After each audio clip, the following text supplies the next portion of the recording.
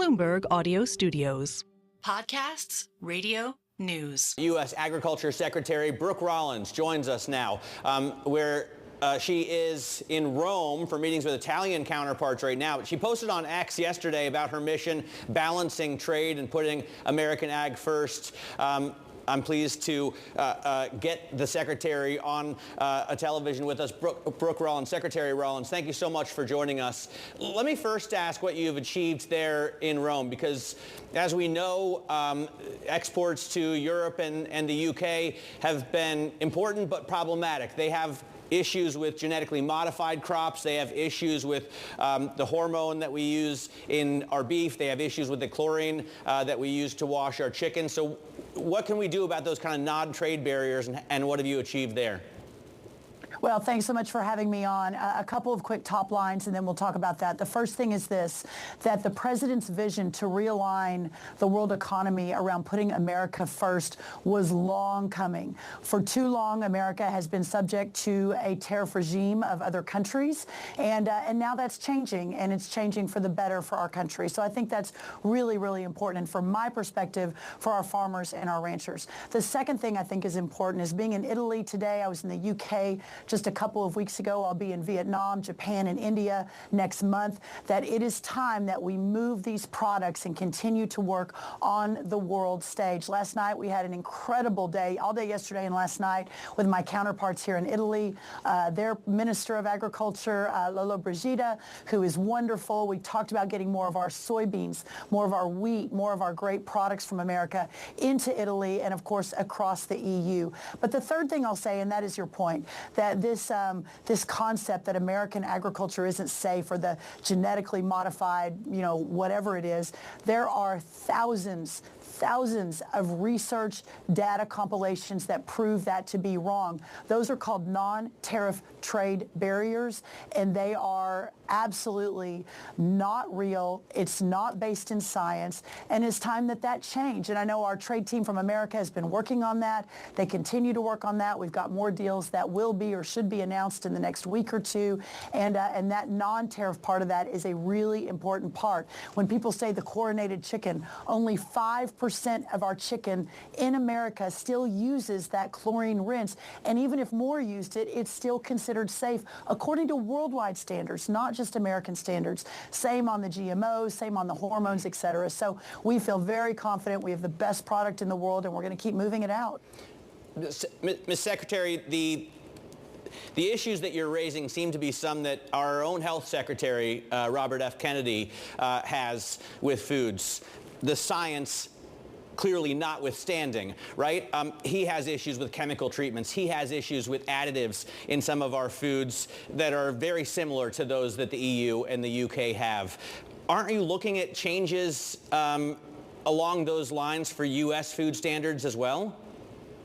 Secretary Kennedy has been very clear that the American product is safe, and it is really the best. Now, where he comes in is, can we do better? And I think what everyone, everywhere in every product, every lane, it's always about how do we do better? How do we do better? How do we ensure that our products are continually improving? And we're doing that, and that's where he's coming down. But really, as part of the Make America Healthy Again Commission, as the mom of 4 teenagers, a MAHA mom myself, it isn't just, it's more about the ultra-processed foods. It's more about all of the other parts of the environment in America that are making our population as more unhealthy. Chronic disease, et cetera, is at an all-time high. But this has nothing to do with our soybeans, our wheat, our beef, our seafood, all of the great products that are coming from America. And Secretary Kennedy and I are very close. We've talked about this at length. He's visited farms with me in Texas. We have another couple farms we're going to be visiting in California in the next month. So we are simpatico on this. Now, do we agree on everything?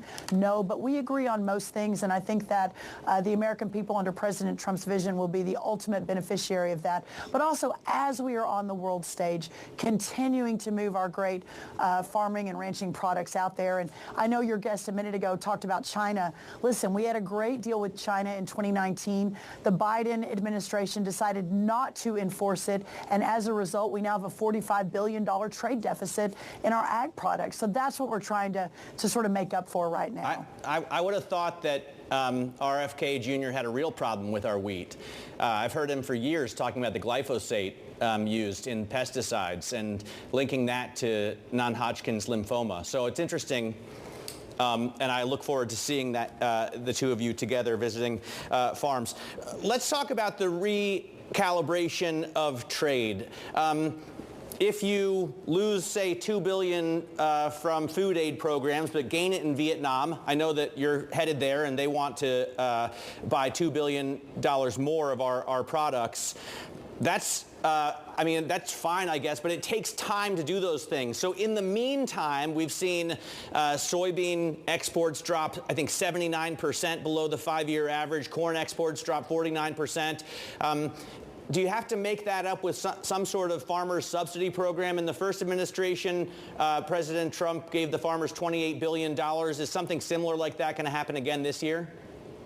Well, we remain really convicted that we're just at the beginning of these renegotiations, that the market has reacted, but at the end of the day, inflation is down, jobs are up. We continue to see a positive sign. Specific to soybean, corn, really our row croppers, that's really a very direct result of China. And I know we're making progress on China. We'll continue to make progress, hopefully. But if we don't, opening up markets all over the world.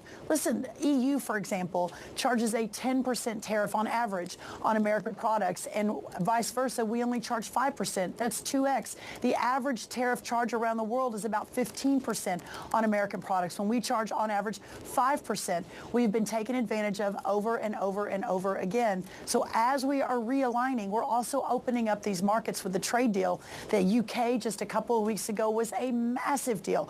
25 years we couldn't get a deal done with the UK, and now all of a sudden we have the deal. And that will be extremely beneficial for our corn farmers, our soy farmers through ethanol, and our beef cattle, et cetera. So you'll continue to see this moving forward. Now, if around harvest time, into the summer, beginning of the fall, we see some real economic harm with our farmers, our president has been unequivocal in saying that he's got the farmers back. And if there is short-term consequences, we'll make sure to do everything we can to mitigate that.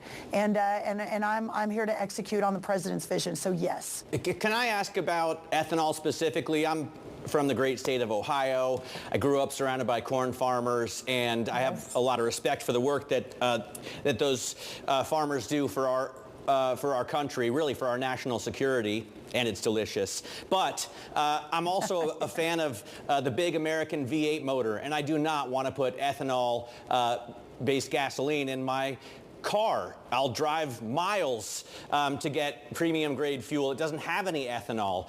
What are you thinking about in terms of the level of crop-based biofuels that should go into gasoline?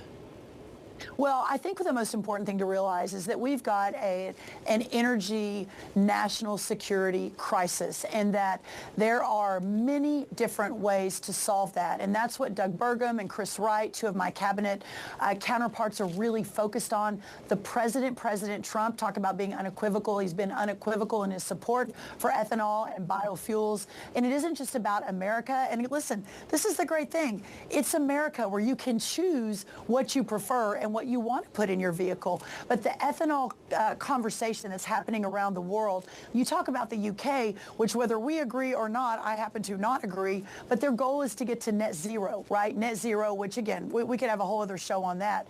But in order to get to net zero, they're going to need our biofuels from America to do that. So it isn't just about specific to, what you're going to put in your truck when you drive across Ohio, which there may be some that disagree with that, what you just said, but it's also about where America stands on the world stage.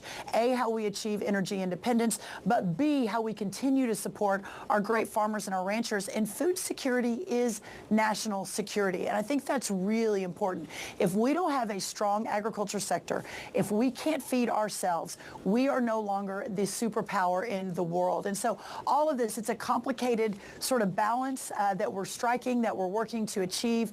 But with the president's vision, and I think with arguably one of the greatest greatest cabinets in the history of our country. We will achieve it for the American people by putting America first. Mrs. Secretary, thank you so much for your time. Really appreciate it. U.S. Agriculture Secretary Brooke Rollins in Rome.